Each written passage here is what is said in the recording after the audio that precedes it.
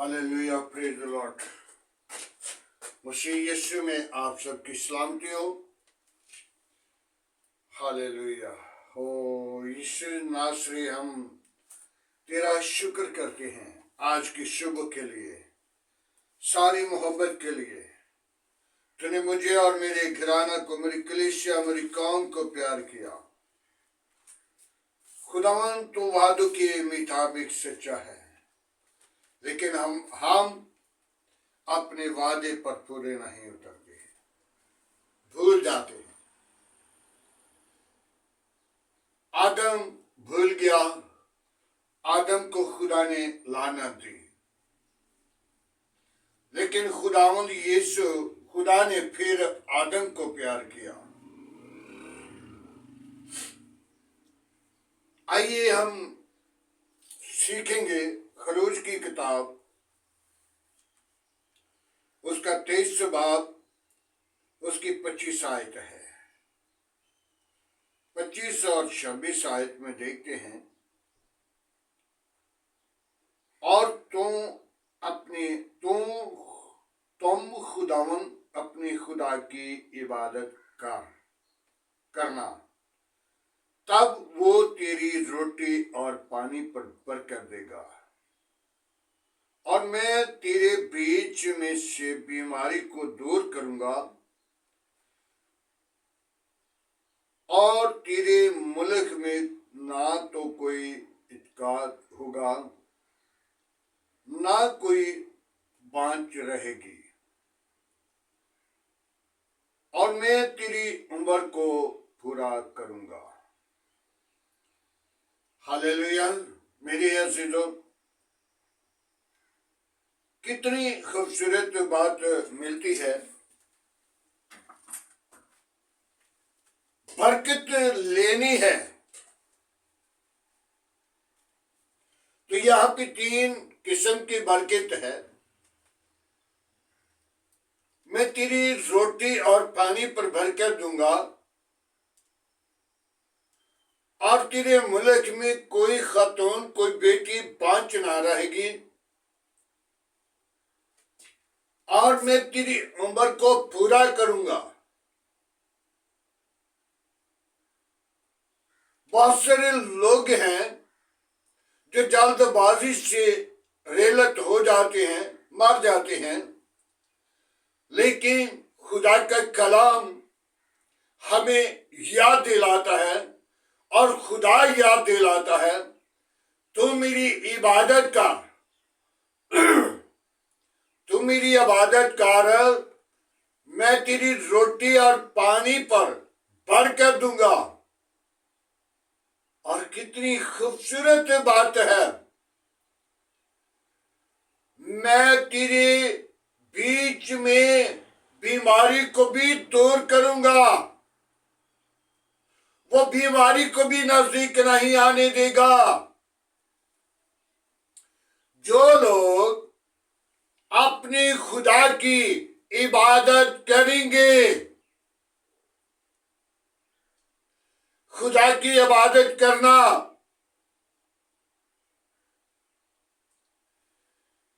बड़ा आसान है, लेकिन इब्लीस के काम करना आसान तो है, लेकिन जब मुश्किल आनी है तो उस वक्त वो साथ नहीं देता। लेकिन खुदा आपके साथ साथ रहना चाहता है। मेरे भाइयों, जब खुदा ने बनी इस्राएल को मिस्र की गुलामी से निकाला, तो अपने बंदा मूसा को इस्तेमाल किया। मूसा था तो वो कह रहा है कि खुदावन मैं पूरा नहीं बोल सकता। तो खुदा ने कहा, मैंने तुझसे काम लेना है, तू काम करेगा, और तेरा भाई हारून तेरे साथ होगा। आज हम अपनी जिंदगी पे गौर करें। मूसा जो फराओन के साथ सामने खड़ा होने वाला, और जिसको पता चल गया कि एक आएगा आदमी, एक अंबिया आएगा जो मेरे सामने खड़ा होगा, उसने सब बच्चों को मरवा दिया। उसने सब बच्चों को मरवा दिया, लेकिन मूसा की मां ने कुछ दिन छुपा के रखा। लेकिन एक दिन वक्त आया तो कहने लगी कि हो सकता है बादशाह से मरवा दे, तो बेहतरी ये है इसे मैं पानी में छोड़ देती हूं, कहीं ना कहीं बच जाए या मर जाए, जो कुछ भी होगा खुदा इसका जिम्मेदार होगा, खुदा इसे बुझाएगा। तो ऐसा हुआ, फराओन की बेटी अपनी सहेलियों के साथ सैरो तफरी के लिए निकली, और वो देख रही है बड़ी खूबसूरत टोकरी जो पानी के अंदर जा रही है। तो वो टोकरी उनकी तरफ आ रही थी, और बादशाह की बेटी ने देखा कि ये तो बड़ा खूबसूरत बच्चा है। वो अपने घर ले आई, और मूसा की बहन कहने लगी, ऐ मालकिन, अगर तू कहे तो मैं इसको दूध पिलाने वाली कोई खातून ढूंढूं ताकि जो इसे दूध पिलाए करे। तो उसने कहा ठीक है। तो जब बादशाह की घर में पला पोसा जवान हुआ, और बादशाह के सामने खुदा ने उसे खड़ा कर दिया। आज हम अपनी जिंदगी पे गौर करें। तू मेरी इबादत करेगा तब मैं तेरी रोटी और पानी पर भर कर दूंगा, और तेरे बीच में से बीमारी को दूर करूंगा, और तेरे मुल्क में काल ना रहेगा, और तेरे मुल्क में कोई औरत बांझ ना रहेगी, और तेरी उम्र को पूरा करूंगा। इबादत करेगा तो इबादत के वसीला कितने फायदे हैं। तो जो नहीं इबादत करते वो कितने दुखों में, कितनी मुसीबतों में, कितनी बीमारियों में। मेरे अज़ीज़ों, मैं अपनी अगुवाई देना आपके सामने शेयर करना चाहता हूं। जब मुझे अटैक हुआ, दिल का अटैक हुआ, तो सारा दिन मैंने घर से, उस वक्त शुरू था, मुझे इल्म नहीं था कि ये अटैक हो रहा है।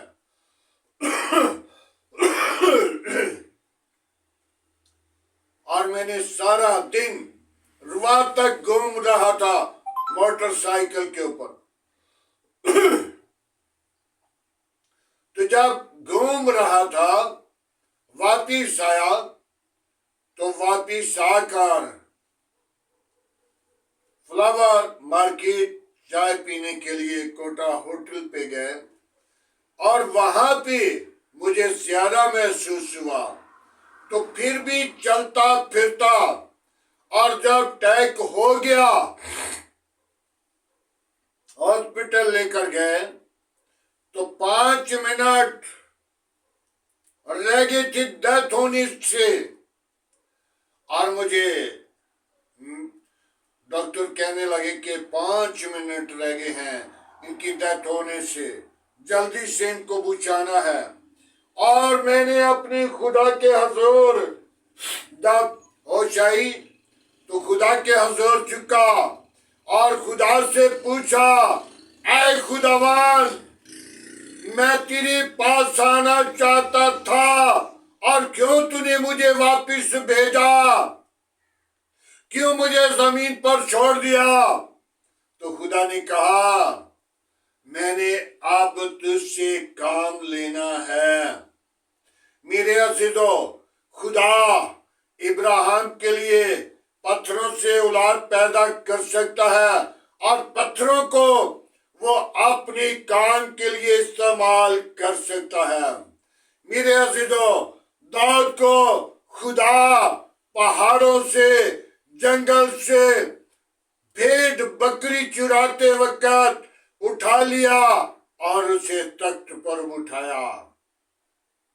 यूसुफ की तरफ देख लीजिए, यूसुफ को वो भी भेड़ बकरी चुरा रहा था, जो ज्यादातर बाहर ही रहता था और बाप उसके साथ बड़ा प्यार करता था। और एक दिन वो भाइयों के लिए रोटी लेकर गया और भाइयों ने उसे कुएं में गिरा दिया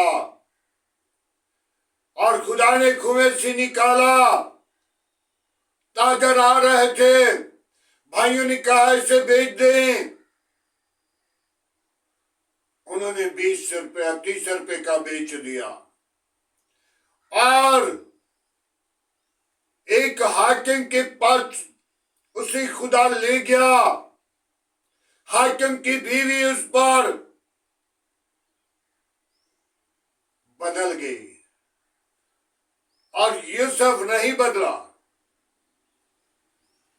जब वो बदला नहीं तो यूसुफ की साथ उसने मुखालफत की। बादशाह की बीवी ने कहा कि इसने मुझे छेड़ा है, इसने मुझे तंग किया है, इसने मेरे साथ बुरा सलूक किया है, बुरी नजर की है। और बादशाह ने उसे जेल भिजवा दिया। और एक दिन फिर आया और बादशाह को एक ख्वाब आई। उस ख्वाब के लिए नजूमियों को, जादूगरों को, जितने भी ये हिसाब लगाने वाले थे, उनको बुला लिया और उनसे नहीं कोई बात बनी। एक शख्स ने, नजूमी ने कहा, जो यूसुफ जेल के अंदर है उसे बुलाओ तो वो इसकी तामील करेगा। और जब उसे बुलाया तो उसने कहा, बादशाह सलामत, ये जो मीने मीने लिखा गया था ये तेरे मुल्क के अंदर काल पड़ेगा।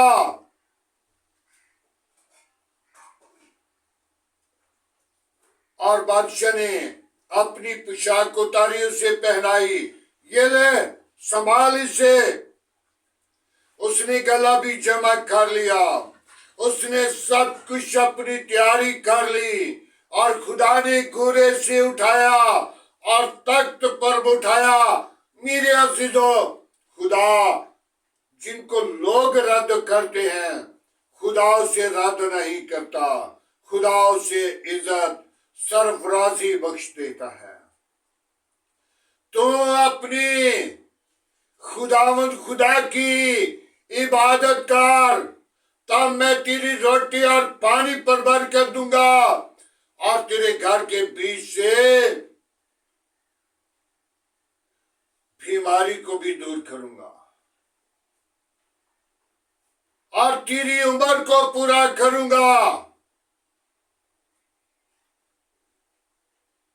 और तेरे मुल्क में कोई औरत बांझ ना रहेगी। कितनी खूबसूरत बातें खुदा कर रहा, लेकिन इंसान गुनाह की तरफ, बदी की तरफ, ज़ना की तरफ, हरामकारी की तरफ, बुरे कामों की तरफ बुरे मंसूबों की तरफ भागता है। लेकिन उस वक्त तुमने काम नहीं आना। मेरे अजीजों, मैं पहले भी एक खादिम की बात को शेयर कर चुका हूं, लेकिन आज फिर मैं उस बात को शेयर करता हूं। मेरे अजीजों, एक खादिम जो बड़ा खुदा परस्त, जिसकी बात खुदा के साथ हो रही थी, जो शैतान को मारता था, शैतान के साथ मुकाबला करता था। एक दिन वक्त आया तो अपने मुल्क को उसने छोड़ा। अपने मुल्क को छोड़कर दूसरे मुल्क में दाखिल हुआ, तीसरे मुल्क में दाखिल हुआ। जब तीसरे मुल्क में दाखिल हुआ तो दीवार के ऊपर लिखा हुआ, बादशाह ने, जो मेरे घोड़े के साथ घोड़ा भगाएगा, जो जीत जाएगा, मैं उसे 5 लाख रुपया इनाम दूंगा। खादिम ने जब देख लिया तो खादिम उसी वक्त भूल गया, इज्जत करवाने वाले को छोड़ दिया। और जब उसे छोड़ दिया तो शैतान ने सोच लिया, अब मेरा दाल लग गया, अब मेरा काम बन गया। और शैतान ने क्या किया, बड़ा खूबसूरत घोड़ा बना।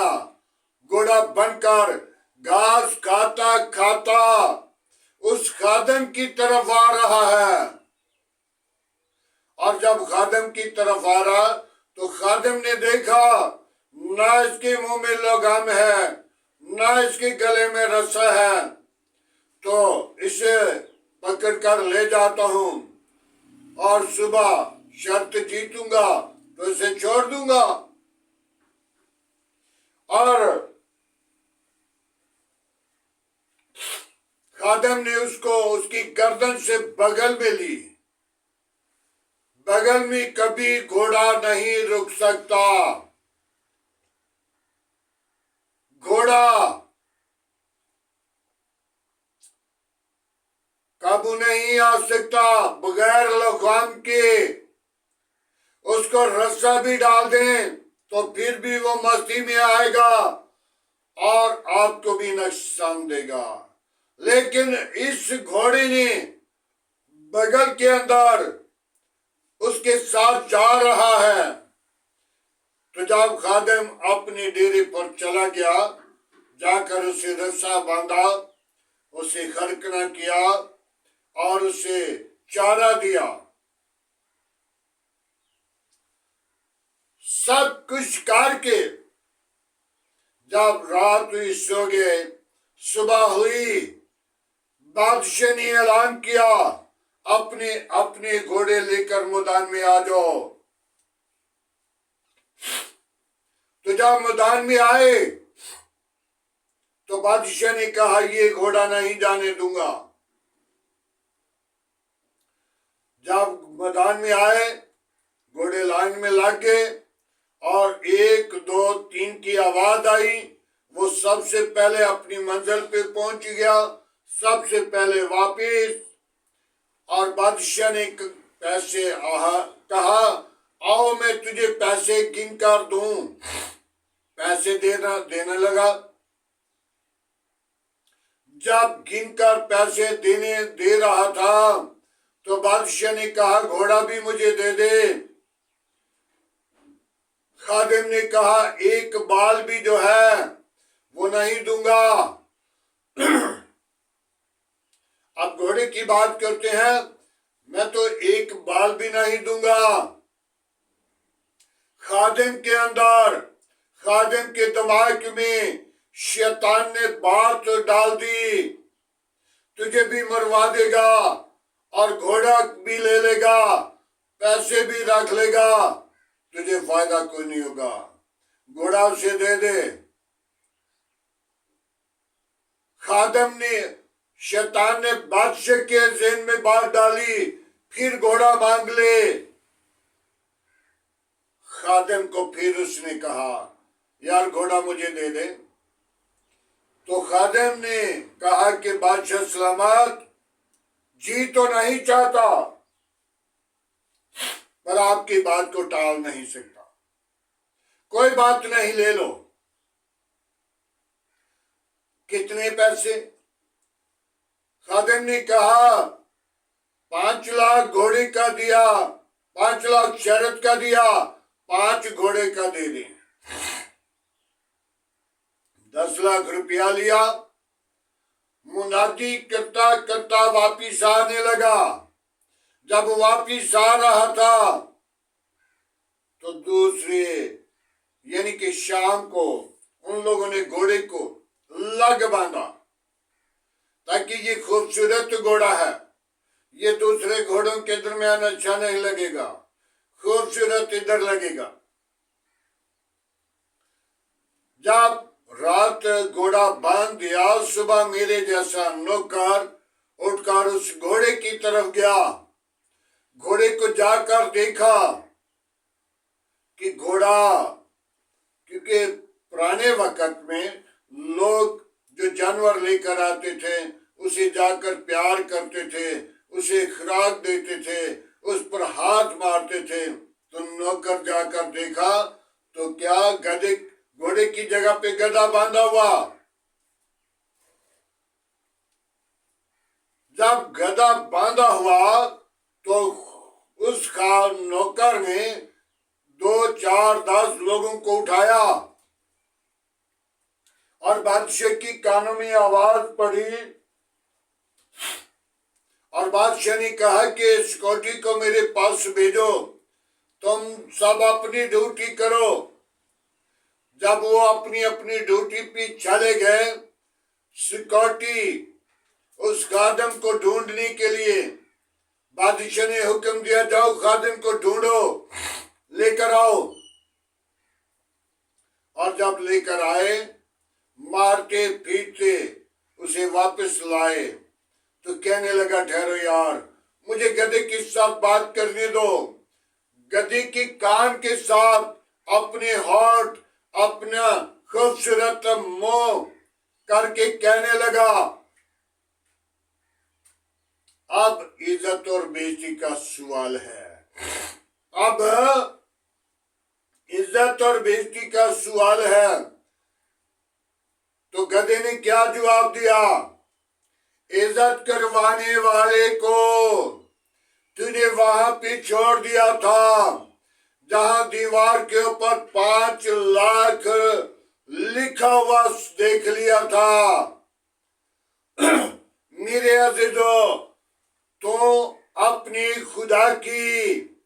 खुदावंद खुदा की इबादत करेगा, तब वो तेरी रोटी और पानी पर बरकत देगा।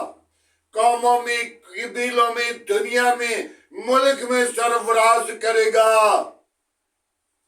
वो तेरी उम्र को भी पूरा करेगा। आज हम अपने खुदा की इबादत करें। मेरे अज़ीज़ों, मैंने अपनी आंखों से इब्लीस के साथ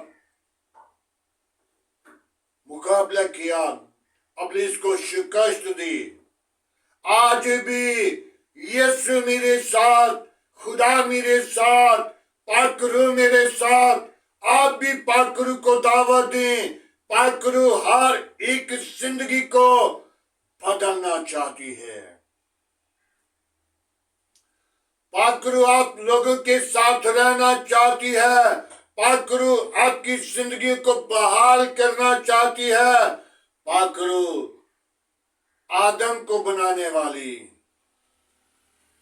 आदम गिरने वाला और खुदा का पाकरू वही आदम को फिर उठाने वाला। मेरे अज़ीज़ों, आदम की उम्र 930 साल। आपकी उम्र भी कम नहीं, लेकिन जब खुदा के हजूरी में आएंगे, जब उसकी इबादत करेंगे, जब उसके हजूर झुके रहेंगे। लेकिन आदम को बागे अदन से बाहर निकाल दिया। ताकि तूने इस जमीन पर रहकर जमीन लानती कर दी। जमीन के ऊपर सब चीजें लानती होगी, सब्जियां, दरख्त, हर चीज लानती होगी थी। और मेरे अज़ीज़ों, खुदा अपने लोगों के साथ रहना चाहता है। खुदा अपने लोगों को बरकत देना चाहता है। खुदा अपने लोगों को जिंदा देखना चाहता है। खुदा अपने लोगों को चलते फिरते देखना चाहता है। आइए खुदावंद की इबादत करें। आए मेरे अज़ीज़ों, खुदावंद के पाक कलाम पढ़े और सुने जाने पर खुदावंद की बरकत हो। आए दुआ मांगे। Hallelujah, praise the lord. यीशु नासरी में तेरा शुक्र करता हूँ, तेरी तारीफ, तेरी तमजीद करता हूँ, तुझे धन्यवाद कहता, तुझे सजदा करता हूँ, तेरी शुक्र गुजारी करता हूँ। बाबा यीशु, पाक रूह को भेज आज का तेरे हजूर झुकना बखूर की माने ठहरे।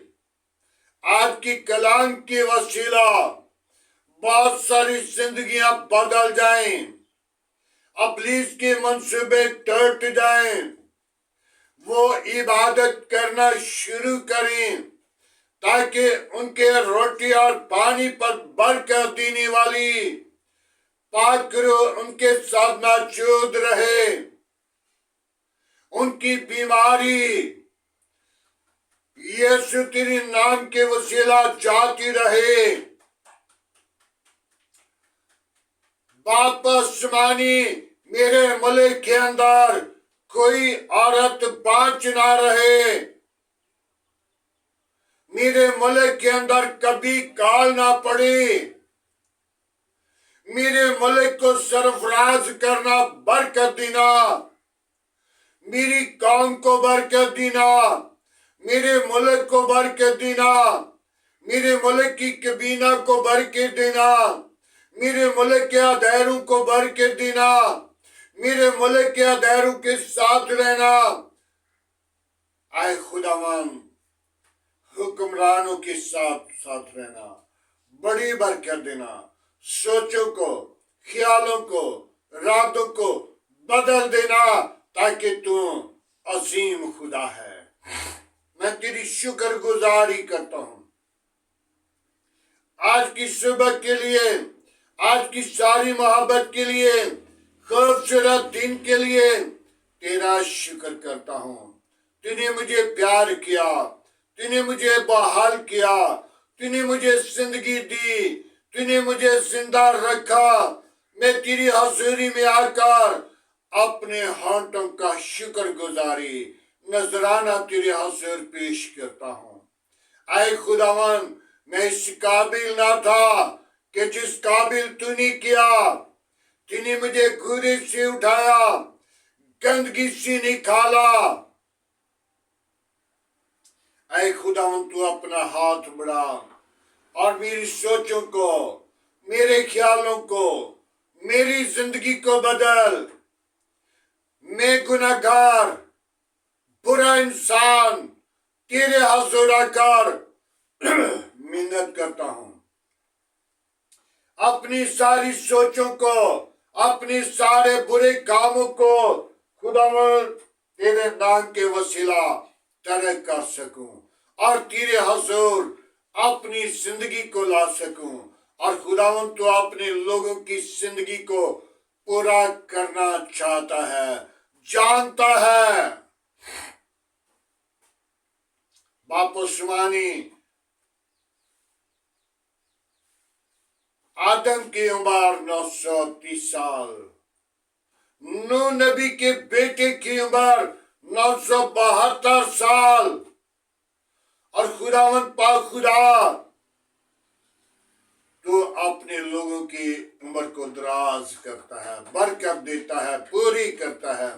मैं तेरी शुक्र गुजारी करता हूं आज की सारी मोहब्बत के लिए, आज की सारी रफाकत के लिए, जलाल और बुजुर्गी के लिए।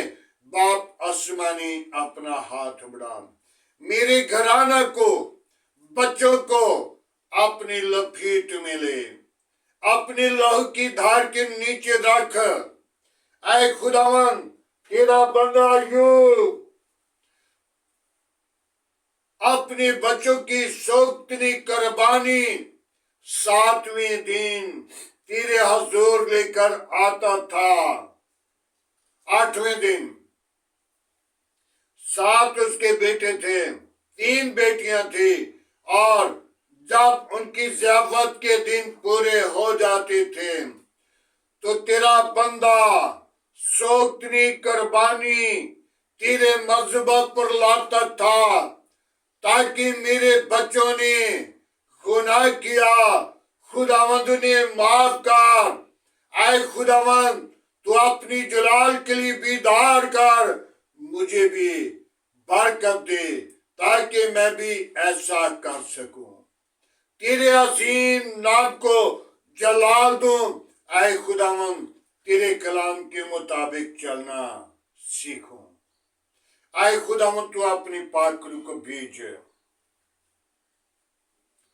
अपना दाहिना हाथ बढ़ा, मेरी कौम के साथ रहना, मेरे मुल्क के साथ रहना, मेरे मुल्क के हाकिमों के साथ रहना, मेरे मुल्क की कबीना के साथ रहना। बाप उस्मानी, मैं तमाम चर्च को, तमाम पंडाल को, तमाम पासबानों को तेरे मज़हबा पर लाता हूं। यीशु नासरी उनको आग की शोले बनाकर इस्तेमाल कर, और तमाम चर्च पर तेरा हाथ चाहता हूं, कोई शैतान का मंसूबा कायम न हो तमाम पंडाल पर, ताकि कोई अबलीस का मंसूबा कायम न हो, बल्कि यीशु तेरा नाम जलाल पाए। तो बड़ी हम गट्टी तेरे नाम को ऊंचा करें, तेरे नाम की अगुवाई दें, तेरे नाम को प्रचार करें। कौमों के खुदा, कबीलों के खुदा, ना बदलने वाले खुदा, याकूब के खुदा, इब्राहिम के खुदा, इसहाक के खुदा, मैं तेरी शुक्रगुजारी करता हूँ। बड़ी बरकत दे, मेरी दुआ को सुन कबूल कर। ऐ खुदावंद, अपना हाथ बढ़ा, बरकत दे, तो वादों के मुताबिक सच्चा जिंदा आबदी और जलाली बाप है। कोई और ऐसा नाम नहीं बख्शा गया, न आसमान के तले न जमीन के ऊपर। बाप उस्मानी, मैं उन बीमारों को तेरे मज़हबा पर लाता हूँ जो तरह तरह की बीमारियों में, परेशानी की हालत में हैं। उनके साथ हो, उनकी रहनुमाई कर, हिफाजत कर, और उन्हें बरकत दे, उनकी जिंदगी को बहाल कर, उनके इरादों को बदल दे, ताकि वो खुशी के साथ ऊंचे दिन देखें और तेरी शुक्रगुजारी करें। उन बेटियों को जो भी औलाद हैं, खुदा उनको बरकत दे, ताकि वो पेट का अजर अपनी जिंदगी के अंदर पाए और तेरे नाम को जलाल दें। वो जोड़े तुझे सजदा करें, वो जोड़े बदल जाएं, उनके इरादे बदल दें, उनकी वो खुशी के ऊंचे दिन देखें और तेरी शुक्रगुजारी करें। सारा जलाल तेरे बेटे यीशु को मिले। बड़ी बरकत दे, दुआ को सुन कबूल कर। मसीह यीशु, जो मांगना भूल गया हूं, तू जानता है। खुदावंद, तू अपना हाथ बढ़ाए रखना, मेरी सोचों को, ख्यालों को, इरादों को बदलना, अपनी जलाल के लिए मुझे सरफराज करना। सारा जलाल तेरे बेटी यीशु को दो, मसीह यीशु के नाम से मांगता हूँ, आमीन। खुदावंद की सिखाई हुई दुआ में सब शारी को, आए हमारे बाप, तुझे आसमान पर है, तेरा नाम पाक माना जाए, तेरी बादशाह है, तेरी मर्जी जैसा आसमान पे पूरी होती है जमीन पर भी हो। हमारे रोज की रोटी आज से में दे, जिस तरह हम अपनी कसूरवारों को माफ करते हैं, तो हमारे कसूर में माफ कर। हमें आजमाइश में ना ला, बुराई से बचा, तेरे बादशाह कुदरत जलाल हमेशा तेरा है, आमीन। अब हमारे खुदा में यीशु मसीह का फजल, खुदाबाद की मोहब्बत, पाक रूह की रफ़ाकत अब से लेकर तमाम कलीसिया के साथ, ईमानदारों के साथ, हाज़र जमात और मुकस्सिन लोगों के साथ बाप इब्राहिम की नस्ल के साथ होती रहे। आमीन।